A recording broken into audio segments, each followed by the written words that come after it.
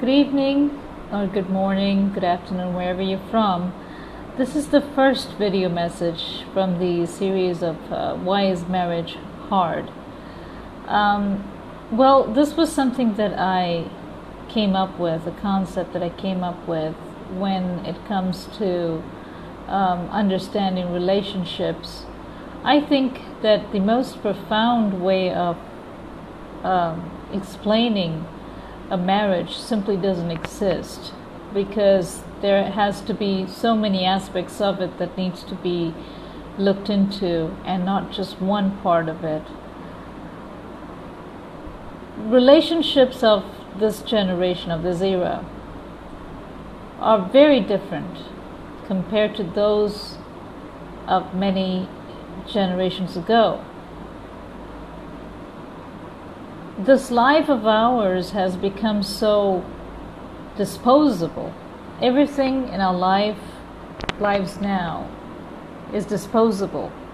And I think if you were to look at it, we have lost our patience, not just with people, with life in general. Gone are the days when we used to fix an appliance when it stopped working. If something doesn't work, we simply throw it away, adding to the toxicity of the planet, adding to the piles of garbage that we've accumulated that cannot even be recycled. I believe that we have lost the patience to fix things, and not just appliances. We have lost the patience to fix relationships, which are so precious. I envy the marriages that at one point of time used to last for 30, 40, 50 years, where you get to see your children grow old, you get to see your grandchildren grow up, where it's safe to say that there is a home, and my parents are there, and they have grown old together. Those years, if you look around yourself now, I think that relationships have lost that magnificence. We have become a species, we have evolved into a species that we don't really like. We have started to like so much lesser than we used to. And that is one of the things that I feel I would want to be a part of changing. Now, how would someone change that? Firstly, I think that we need to understand that we don't really need to rush. We don't need to rush through things. The need to rush itself kind of makes you wonder if time is really that valuable.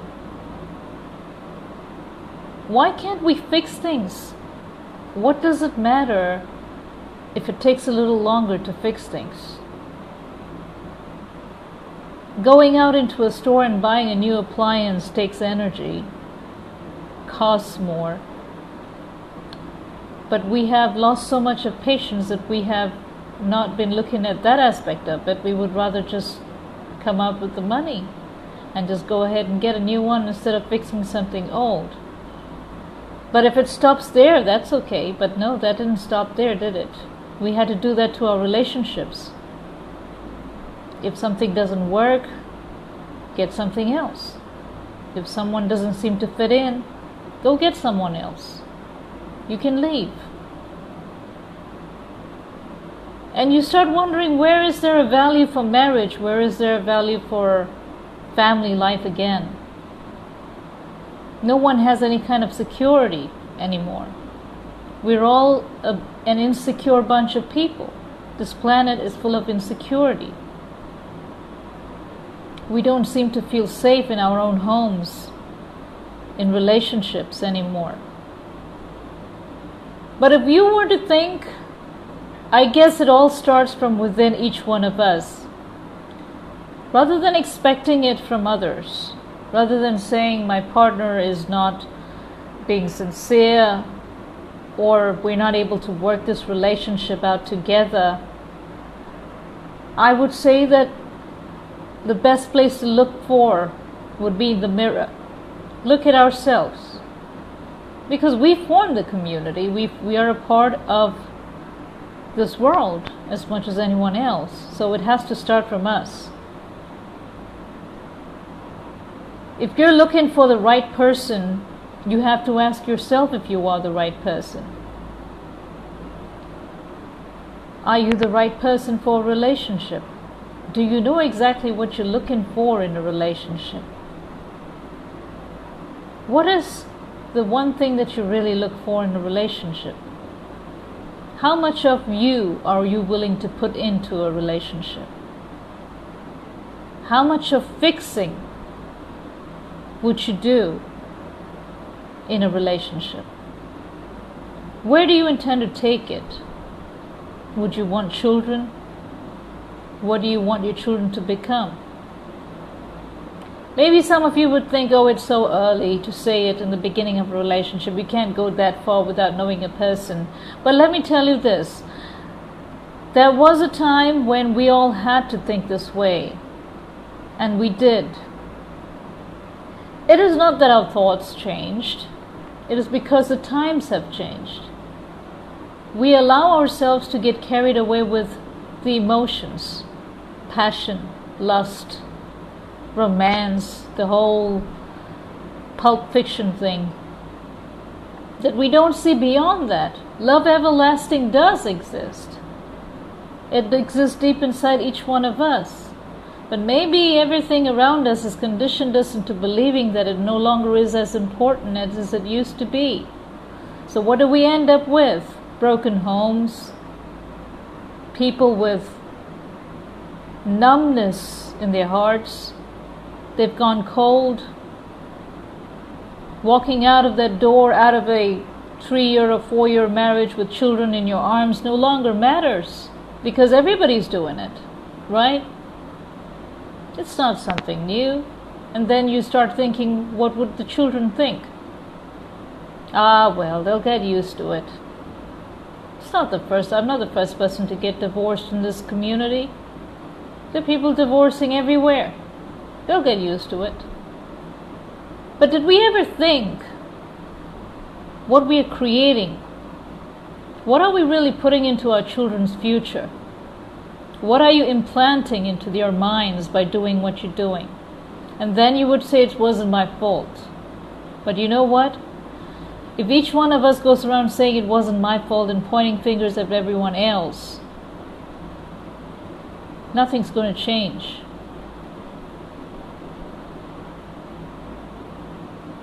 A relationship does not begin when you fall in love. It begins even before that.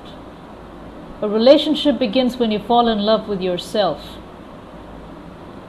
Are you able to fall in love with yourself for the right reasons, for being a good person, for someone you would fall in love with, not just for the looks, not just for your money, but for the person you are on the inside?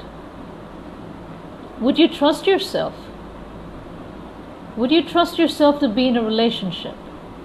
Would you trust yourself to be married to? Would you trust yourself to have children? Would you trust yourself to remain in a marriage and fix it if it gets broken at all? Would you really work at it? It's impossible to expect the person that you're going to meet or marry to have the same questions asked and the same responses. But you know what? We all have to start from ourselves first. Why is it that we are in so much of a hurry to jump from one level of a relationship to the other? Why do some people never learn? We are a very lonely society, a very lonely planet. Each one of us buried deep inside technology, our programmed lives, that we don't even realize how lonely we are. We hide behind our gadgets, we hide behind our fake identities, we hide behind whoever we want to portray out into the world. We stop communicating with people around us, and then we call ourselves lonely, isolated. Back before the invention of the internet, the computers, people had to talk to each other. People actually fell in love, and they made things work. They didn't think there will be someone out there on the internet I could probably meet tonight if nothing works here. They probably lived in very close quarters where you didn't have much of a choice, but they made things work. Why have we become such an impatient bunch of people? What has happened to the future? What has happened to the present? If we were only to think and start with ourselves rather than to expect it from someone else, and your light will shine through, you see. The right person will find you. When you have a definite need, when you know exactly what you want from a relationship, when you know what you can offer a marriage, and you're very sure about it, and you send out those definite intentions to the universe will conspire. Even if you have karmic issues to sort out, it will find a person who will sort out that karmic issue with you within those boundaries of love and long-lasting relationships. It is how we look at it. That's why we have a free will. That's why we have a free will.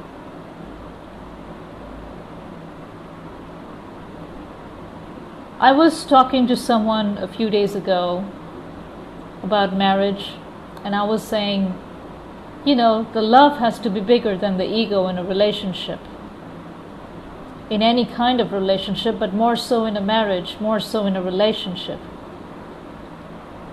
When two people decide that they don't really have to place their ego before each other more than love, that's when you really see love happening. Because once the honeymoon phase is over in any kind of relationship, there is nothing but rawness. What you see is the raw inside of a person. When you get past all of that, fun and thrills, you see each other for the first time. That's the first time you're actually seeing each other. It's not the physical connection. The first time you stare at each other and think, oh my God, that's the first time you met. That is the very first time you've met. You've met the real person. Some of us get turned off by it. Some of us think, oh wow, now that's you? Really? And then they move on. Before you know it, the person just vanished. But back then, even in cultures today like India, where I come from, we have what is called an arranged marriage. And in these arranged marriages, two families come together. And you don't get to really meet your bride or groom before the marriage. The only time you meet them in person and you actually talk, it has changed a bit, but there still is the boundary between them that you don't really meet each other or go out on dates as such before the wedding. Even in such cultures, I would say there are more divorce rates now than there was before.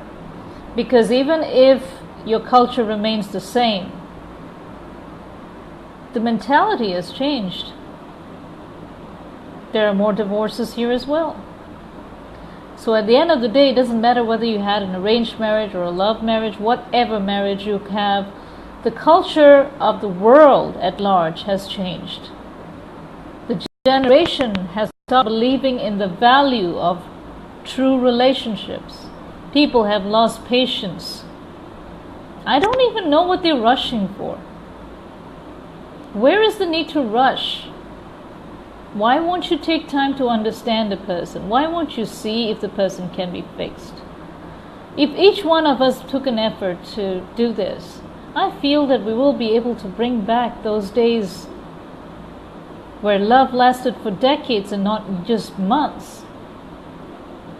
Where children can be very sure that they will live together under the same roof with both their parents. They can be sure of growing old seeing their parents together. That they will know that someday when they get married, their parents will still be there, together and not on different roofs. It is easy to think that children don't have to, be in an environment which is toxic and all of that. But did you ever think what it's like to live with both your parents apart, with your own individual lives, and you're like, you don't really belong anywhere? How can you feel like you belong anywhere? A little here and a little there? We need to bring those days back again.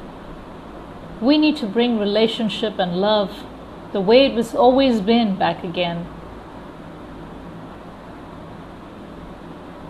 And every little thing that really matters, that can be done if we were to be more patient with ourselves, if we were to make better plans about our future and not rush through it, not running from one relationship to the other as a way of escapism, to avoid facing ourselves. Some of us are so afraid of being alone and facing the truth about who we are that we need to keep running from one arm to the next.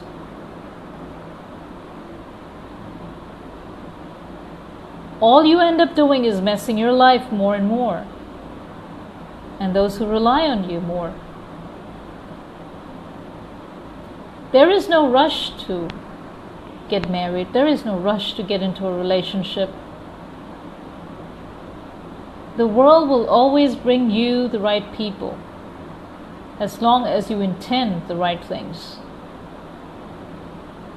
We have stopped wanting. We want soulmates. We want twin flames. We think that is the magical answer. No.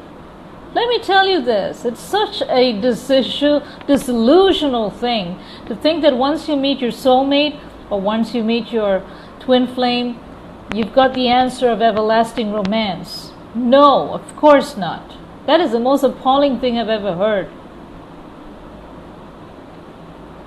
They are just people. Just like you and me. They're just people. There are very abusive twin flame relationships.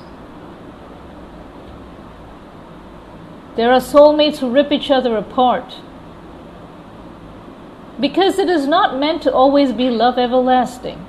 There will be a time when there's love everlasting, but not every single time. It depends on the evolution of each soul. It depends on your soul contracts. It depends on your karma.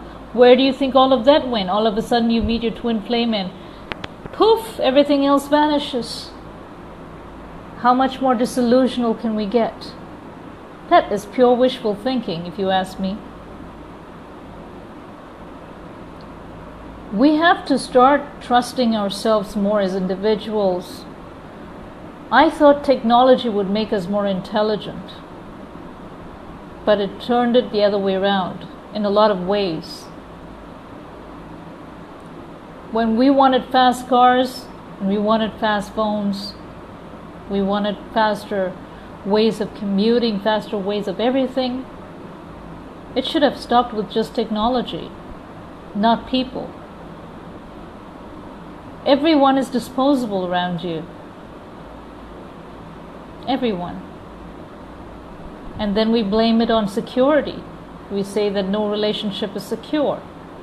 One person gone, it's okay, cry for 3 months or 2 months or less than a week, go on to the next.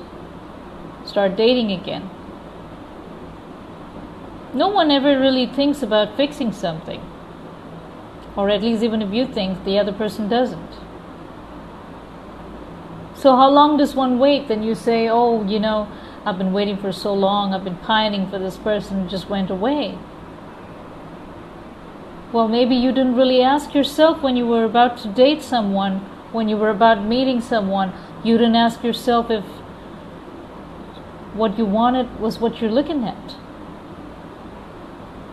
Why don't two people just sit around even before they take it to the next level, discuss what they really want with their lives, and not just get carried away by all that romance alone?